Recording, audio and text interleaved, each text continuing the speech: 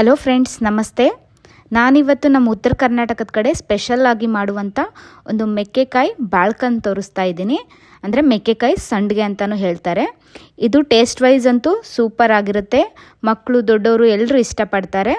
ನೀವು ನಾರ್ಮಲ್ ಆಗಿ ಮೆಣಸಿನ್ಕಾಯಿಂದ ಬಾಳ್ಕ ಮಾಡ್ಕೊಂಡಿರ್ತೀರ. ಇದನ್ನು ನಮ್ಮ ಅಜ್ಜಿ ನಾವು ಚಿಕ್ಕವರಿದ್ದಾಗ ಯಾವಾಗಲೂ ಮಾಡಿಕೊಡ್ತಾ ಇದ್ರು. ಅವರು ಮೆಣಸಿನ್ಕಾಯಿ ಮಾಡಿಕೊಂಡ್ರೆ ನಮಗೆ ಈ ಥರ ಮೆಕ್ಕೆಕಾಯಿಂದ ಬಾಳ್ಕ ಮಾಡಿ ಸ್ವೀಟ್ ಅಡುಗೆ ಮಾಡಿದಾಗ ಅಥವಾ ಚಿತ್ರಾನ್ನ, ಅನ್ನ ಸಾಂಬಾರು ಜೊತೆ ತುಂಬ ಚೆನ್ನಾಗಿರ್ತಾ ಇತ್ತು. ನೋಡಿ, ನಾನು ಇಷ್ಟು ಮೆಕ್ಕೆಕಾಯಿನ ತೊಗೊಂಡಿದ್ದೀನಿ.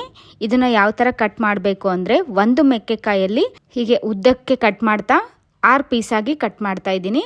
ಮೊದಲು ನಾವು ತುಂಬನ್ನು ಮತ್ತು ತೊಟ್ಟನ್ನು ತೆಗಿಬೇಕಾಗುತ್ತೆ. ಆನಂತರ ಈ ಥರ 2 ಪೀಸ್ ಮಾಡ್ಕೊಳ್ಳಿ.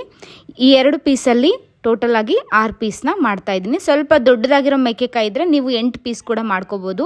ಆಲ್ಮೋಸ್ಟ್ ಸ್ವಲ್ಪ ತೆಳ್ಳಗಾಗಿದ್ರೇ ಬೇಗ ಒಣಗುತ್ತೆ, ಆಮೇಲೆ ಎಣ್ಣೆಲಿ ಕರೆದ್ರೂ ತುಂಬ ಚೆನ್ನಾಗಿರುತ್ತೆ. ಹಾಗಾಗಿ ನೀವು ಸೈಜ್ ಮೇಲೆ ನೋಡಿಕೊಂಡು ಮೆಕ್ಕೆಕಾಯಿನ ಕಟ್ ಮಾಡ್ಕೊಳ್ಳಿ. ನೋಡಿ, ಈ ಥರ ಎಲ್ಲ ಮೆಕ್ಕೆಕಾಯಿನ ಕಟ್ ಮಾಡಿಬಿಟ್ಟು ನಾನೀಗ ಇದನ್ನು ಬಿಸಿಲಲ್ಲಿ ಇಡ್ತಾ ಇದ್ದೀನಿ. ಅಂದರೆ ನಾನು ಈ ಮೆಕ್ಕೆಕಾಯಿನ ಬೆಳಗ್ಗೆ ಕಟ್ ಮಾಡಿದ್ದೀನಿ. ಸೊ ಬೆಳಗ್ಗೆ ಒಂದು 10 ಗಂಟೆ 11 ಗಂಟೆ ಅನ್ನೋ ಹಾಗೆ ಬಿಸಿಲಲ್ಲಿ ಇಡಬೇಕಾಗುತ್ತೆ. ಸಂಜೆವರೆಗೂ ಈ ಮೆಕ್ಕೆಕಾಯಿ ಬಿಸಿಲಲ್ಲಿ ಒಣಗಿಸ್ಬೇಕಾಗುತ್ತೆ. ಅಂದರೆ 1 ಡೇ ಫುಲ್ ಬಿಸಿಲಲ್ಲಿ ಒಣಗಿಸ್ಮೇಲೆ ನೀವು ಮಜ್ಜಿಗೆಯಲ್ಲಿ ಹಾಕಬೇಕಾಗುತ್ತೆ. ಹಾಗಾಗಿ ಇದನ್ನು ಬಿಸಿಲಲ್ಲಿ ಇಡಬೇಕು. ಡೈರೆಕ್ಟಾಗಿ ನೀವು ಇದನ್ನೇ ಮಜ್ಜಿಗೆಯಲ್ಲಿ ಹಾಕಿಬಿಟ್ರೆ ಮಜ್ಜಿಗೆ ಎಲ್ಲ ಒಂಥರ ಜಿಡ್ಡು ಅಂಟಂಟು ಆಗಿಬಿಡುತ್ತೆ. ಹಾಗಾಗಿ ನೋಡಿ, ಬೆಳಗ್ಗೆ ನಾನು ಬಿಸಿಲಲ್ಲಿ ಮೆಕ್ಕೆಕಾಯಿನ ಇಡ್ತಾ ಇದ್ದೀನಿ. ಬೆಳಗ್ಗೆಯಿಂದ ಆಲ್ಮೋಸ್ಟ್ ಒಂದು ಸಂಜೆವರೆಗೂ ಈ ಮೆಕ್ಕೆಕಾಯಿ ತುಂಬ ಚೆನ್ನಾಗಿರೋ ಬಿಸಿಲಿಗೆ ಒಣಗಬೇಕಾಗುತ್ತೆ. ಆದಷ್ಟು ನೀವು ಇದನ್ನು ಸೀಸನ್ ಇದ್ದಾಗೆ ಮಾಡ್ಕೋಬೇಕಾಗುತ್ತೆ. ಮೆಕ್ಕೆಕಾಯಿ ತುಂಬ ಟೇಸ್ಟಿಯಾಗಿರುತ್ತೆ. ನೋಡ್ಕೊಂಬಿಟ್ಟು ಮಳೆ ಇಲ್ಲ ಅನ್ನೋ ಸೀಸನ್ನಲ್ಲಿ ಈ ಒಂದು ಮೆಕ್ಕೆಕಾಯಿನ ಹಾಕ್ಕೋಬೇಕಾಗುತ್ತೆ. ನೋಡಿ ಎಷ್ಟು ಚೆನ್ನಾಗಿದೆ. ಎಲ್ಲ ಮೆಕ್ಕೆಕಾಯಿನೂ ಈ ಥರ ಬಿಸಿಲಲ್ಲಿ ಒಣಗಿಸಿದ ಮೇಲೆ ನೋಡಿ, ಸಂಜೆ ಒಳಗಾಗಿ ಯಾವ ಥರ ಅದು ರಸ ಎಲ್ಲ ಹೀರ್ಕೊಂಡಿರುತ್ತೆ. ಮೆಕ್ಕೆಕಾಯಿ ಬಿಸಿಲಲ್ಲಿ ಒಣಗಿರೋದ್ರಿಂದ ತುಂಬ ಚೆನ್ನಾಗಿರುತ್ತೆ. ಯಾವುದೇ ರೀತಿಯ ರಸ ಮತ್ತು ಅಂಟಂಟಿರಲ್ಲ. ಸೊ ಇವಾಗ ನಾವು ಇದನ್ನು ಮಜ್ಜಿಗೆಗೆ ಆರಾಮಾಗಿ ಹಾಕ್ಕೋಬೋದು. ನೀವು ಹಾಗೆ ಡೈರೆಕ್ಟಾಗಿ ಮಜ್ಜಿಗೆಯಲ್ಲಿ ಹಾಕಿಬಿಟ್ರೆ ಮಜ್ಜಿಗೆ ಎಲ್ಲ ಒಂಥರ ಅಂಟಂಟಾಗಿಬಿಡುತ್ತೆ. ಹಾಗಾಗಿ ನೀವು 1 ಡೇ ಬಿಸಿಲಲ್ಲಿ ಒಣಗಿಸಿನೇ ನಂತರ ಮೆಕ್ಕೆಕಾಯಿನ ನೀವು ಮಜ್ಜಿಗೆಯಲ್ಲಿ ಹಾಕಿ. ಕೆಲವೊಬ್ಬರು ಹಾಗೆ ಹಾಕಿಬಿಡ್ತಾರೆ, ಅದು ಅಷ್ಟು ಚೆನ್ನಾಗಿರಲ್ಲ. ಸೊ ನೋಡಿ, ನಾನಿಲ್ಲಿ ಇಷ್ಟು ಮೆಕ್ಕೆಕಾಯಿಗೆ ಆಲ್ಮೋಸ್ಟ್ ಒಂದು ಅರ್ಧ ಲೀಟ್ರಷ್ಟು ಮೊಸರು ತೊಗೊಳ್ತೀನಿ. ಅದಕ್ಕೂ ಮುಂಚೆ ನಾನು ಇದಕ್ಕೆ ಸ್ವಲ್ಪ ಉಪ್ಪು ಮತ್ತು ಜೀರಿಗೆನ ಮಿಕ್ಸಿ ಮಾಡ್ಕೊಳ್ತಾ ಇದ್ದೀನಿ. ಉಪ್ಪನ್ನು ಸ್ವಲ್ಪ ಜಾಸ್ತಿನೇ ಹಾಕ್ಕೋಬೇಕಾಗುತ್ತೆ. ಯಾಕೆಂದರೆ ಮೆಕ್ಕೆಕಾಯಿ ಸ್ವಲ್ಪ ಕಹಿ ಥರ ಬರುತ್ತೆ, ನಂತರ ಒಗ್ರೊಗ್ರಾಗಿ ಬರುತ್ತಲ್ವ. ಹಾಗಾಗಿ ಒಂದು 2 ಸ್ಪೂನಷ್ಟು ಉಪ್ಪನ್ನ ಹಾಕ್ತಾ ಇದ್ದೀನಿ. ನೀವು ಈ ಉಪ್ಪಿನಕಾಯಿ ಮತ್ತು ಈ ಥರ ಬಾಳ್ಕದ ಕಾಯಿಗೆ ನೀವು ಉಪ್ಪು ಎಷ್ಟು ಹಾಕ್ತಿರಲ್ವ ಅಷ್ಟು ಚೆನ್ನಾಗಿ ಬಾಳಿಕೆ ಬರುತ್ತೆ. ಹಾಗೆ ಒಂದು 2 ಸ್ಪೂನಷ್ಟು ಜೀರಿಗೆನೂ ಹಾಕ್ತಾ ಇದ್ದೀನಿ. ಇದೆರಡನ್ನು ನೀಟಾಗಿ ನುಣ್ಣಗೆ ಗ್ರೈಂಡ್ ಮಾಡ್ಕೋಬೇಕಾಗುತ್ತೆ. ಸ್ವಲ್ಪನೂ ತರಿ ಇರಬಾರ್ದು, ಫುಲ್ಲು ಫೈನ್ ಪೌಡ್ರ್ ಮಾಡಿಕೊಂಡು ನಂತರ ನಾನಿಲ್ಲಿ ಮೊಸರನ್ನು ಒಂದು ಪಾತ್ರೆ ಅಥವಾ ಮಡಿಕೆಗೆ ಹಾಕ್ಕೊಳ್ತಾ ಇದ್ದೀನಿ. ನಿಮ್ಮ ಕಡೆ ಪ್ಲಾಸ್ಟಿಕ್ ಡಬ್ಬ ಇದ್ದರೆ ಹಾಕ್ಕೋಬೋದು, ಗ್ಲಾಸ್ ಡಬ್ಬ ಇದ್ದರೆ ಹಾಕ್ಕೋಬೋದು. ನಾನಿಲ್ಲಿ ಮೊಸರನ್ನು ಮಡಿಕೆಯಲ್ಲಿ ಕಡ್ಕೊಳ್ತಾ ಇದ್ದೀನಿ. ಆದಷ್ಟು ಅಲ್ಯೂಮಿನಿಯಂ ಪಾತ್ರೆಯಲ್ಲಿ ಈ ಥರ ಹಾಕೋದನ್ನು ಮಾಡೋಕ್ಕೆ ಹೋಗಬೇಡ್ರಿ, ಯಾಕೆಂದರೆ ಹುಳಿ ಇರುತ್ತಲ್ವ.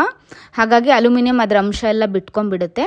ನೋಡಿ, ಮಜ್ಜಿಗೆನ ನಾನು ನೀಟಾಗಿ ಇದರಲ್ಲಿ ಯಾವುದೇ ಲಂಪ್ಸ್ ಇಲ್ದಂಗೆ ಕಡ್ಕೋಬೇಕಾಗುತ್ತೆ.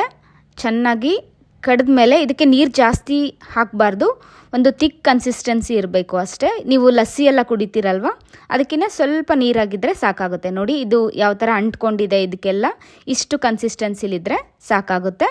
ಸೊ ನಾನೀಗ ಇದಕ್ಕೆ ಜೀರಿಗೆ ಮತ್ತು ಉಪ್ಪಿನ ಪೌಡ್ರನ್ನ ಹಾಕಿಬಿಟ್ಟು ಕಲಿಸ್ತಾ ಇದ್ದೀನಿ.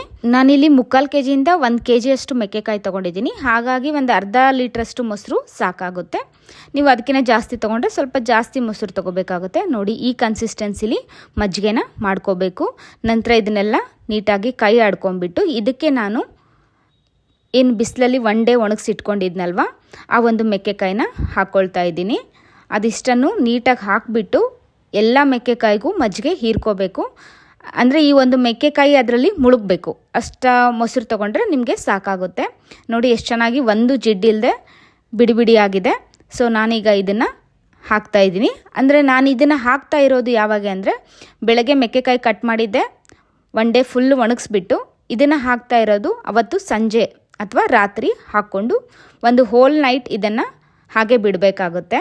ಎಲ್ಲ ಮೆಕ್ಕೆಕಾಯಿನೂ ನೀಟಾಗಿ ಕೈ ಆಡಿಸ್ಬಿಟ್ಟು ಈ ಥರ ಒಂದು ಮೇಲೆ ತೇಲ್ಬಾರ್ದು, ಎಲ್ಲದು ಮೊಸರಲ್ಲಿ ಮುಳುಗಿರಬೇಕು. ಈ ಥರ ಮುಳುಗಿಸ್ಬಿಟ್ಟು ಇದಕ್ಕೆ ಒಂದು ಮುಚ್ಚಳ ಮುಚ್ಚಿಬಿಟ್ಟು ಹೋಲ್ ನೈಟ್ ಇದನ್ನು ಹಾಗೆ ಬಿಡಬೇಕಾಗುತ್ತೆ. ನೆಕ್ಸ್ಟ್ ಡೇ ಮತ್ತೆ ನಾವು ಬಿಸಿಲಿಗೆ ಇಡಬೇಕಾಗಿರೋದ್ರಿಂದ ಅವತ್ತು ನೋಡಿ ಇದನ್ನು ಮುಚ್ಚಿಬಿಟ್ಟು ಇಡ್ತಾ ಇದ್ದೀನಿ. ನೆಕ್ಸ್ಟ್ ಡೇ ಮಾರ್ನಿಂಗ್ ನೋಡಿದಾಗ ಈ ಥರ ಆಗಿರುತ್ತೆ.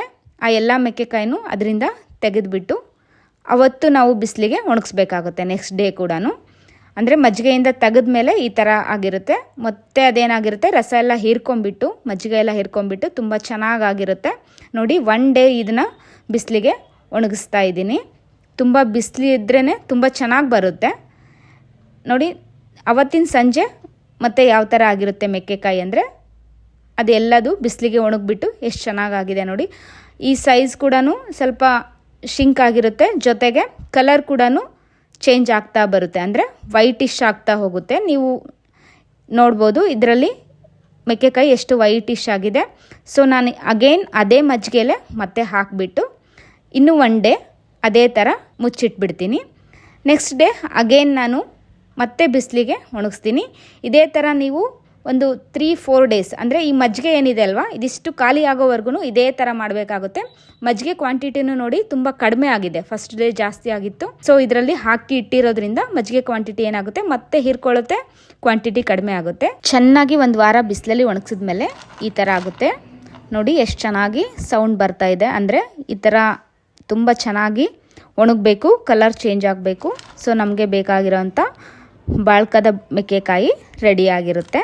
ಇದನ್ನು ನಾವು ಎಣ್ಣೆಲಿ ಕರ್ಕೊಂಡು ಸ್ವೀಟ್ ಜೊತೆ ತಿನ್ಬೋದು ಅಥವಾ ಅನ್ನ ಸಾಂಬಾರು ಜೊತೆನೂ ತಿನ್ಬೋದು. ನಾನೀಗ 1-2 ಕರೆದುಬಿಟ್ಟು ತೋರಿಸ್ತಾ ಇದ್ದೀನಿ.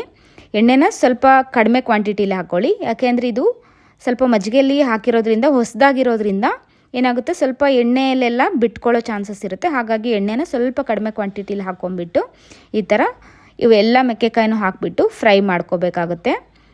ಇದು ಹಾಕಿದ ತಕ್ಷಣ ಸ್ವಲ್ಪ ಕೆಂಪಾಗಿರುತ್ತೆ, ಅಂದರೆ ಇದು ಹೊಸದಾಗಿದೆ ಅಲ್ವಾ. ಒಂದು 2-3 ತಿಂಗಳು ಹಾಗೆ ಇಟ್ಟರೆ ತುಂಬ ಚೆನ್ನಾಗಿರುತ್ತೆ, ಕಲರ್ ತುಂಬ ಚೇಂಜ್ ಆಗಿ ಬರುತ್ತೆ. ಸೊ ಇದಿನ್ನೂ ಹೊಸದಿದೆ, ಸೊ ಇನ್ನೂ ಸ್ವಲ್ಪ ಹಳ್ತರ ಆದಂಗೆಲ್ಲ ತುಂಬ ಚೆನ್ನಾಗಿ ಬರುತ್ತೆ.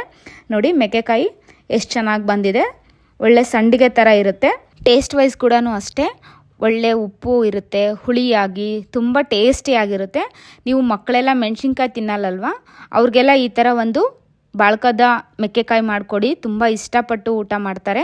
ಎಲ್ಲ ಅಡುಗೆಯಲ್ಲೂ ಅಷ್ಟೇ ತುಂಬ ಟೇಸ್ಟಿಯಾಗಿರುತ್ತೆ ಇದು. ಎಲ್ಲದ್ರ ಜೊತೆನೂ ನೀವು ಸರ್ವ್ ಮಾಡ್ಬೋದು.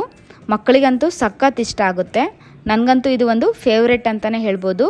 ನೋಡಿ ಒಂದು ಮುರಿದು ತೋರಿಸ್ತಾ ಇದ್ದೀನಿ, ಒಳಗಡೆ ಎಷ್ಟು ಚೆನ್ನಾಗಿ ಬಂದಿದೆ. ಹಾಗೆ ಕೈಯಲ್ಲಿ ಕೂಡ ಅಷ್ಟೇ ಈಸಿಯಾಗಿ ಮುರಿಯುತ್ತೆ, ತುಂಬ ಟೇಸ್ಟಿಯಾಗಿ ಕೂಡ ಇರುತ್ತೆ. ನೀವು ಮೆಕ್ಕೆಕಾಯಿ ಒಂದೇ ಅಂತ ಅಲ್ಲ, ಈ ಥರ ಒಂದು ಬಾಳಕನ ನೀವು ಚವಳೆಕಾಯಲ್ಲಿ ಕೂಡ ಮಾಡ್ಕೋಬೋದು, ಅದನ್ನು ಚೆನ್ನಾಗಿರುತ್ತೆ. ಅಥವಾ ತೊಂಡೆಕಾಯಿ ಇದ್ದರೆ ಅದರಲ್ಲಿ ಕೂಡ ಮಾಡಿಕೊಂಡು ತಿನ್ಬೋದು, ತುಂಬ ಟೇಸ್ಟಿಯಾಗಿರುತ್ತೆ. ಐ ಹೋಪ್ ನಿಮಗೆಲ್ಲ ಈ ಒಂದು ಉತ್ತರ ಕರ್ನಾಟಕದ ರೆಸಿಪಿ ಇಷ್ಟ ಆಗಿದೆ ಅಂತ ಹೇಳಿ ಅಂದ್ಕೊಳ್ತೀನಿ. ನನ್ನ ಚಾನಲ್ನ ಇನ್ನೂ ಯಾರೆಲ್ಲ ಸಬ್ಸ್ಕ್ರೈಬ್ ಮಾಡ್ಕೊಂಡಿಲ್ವೋ ಸಬ್ಸ್ಕ್ರೈಬ್ ಮಾಡ್ಕೊಳ್ಳಿ.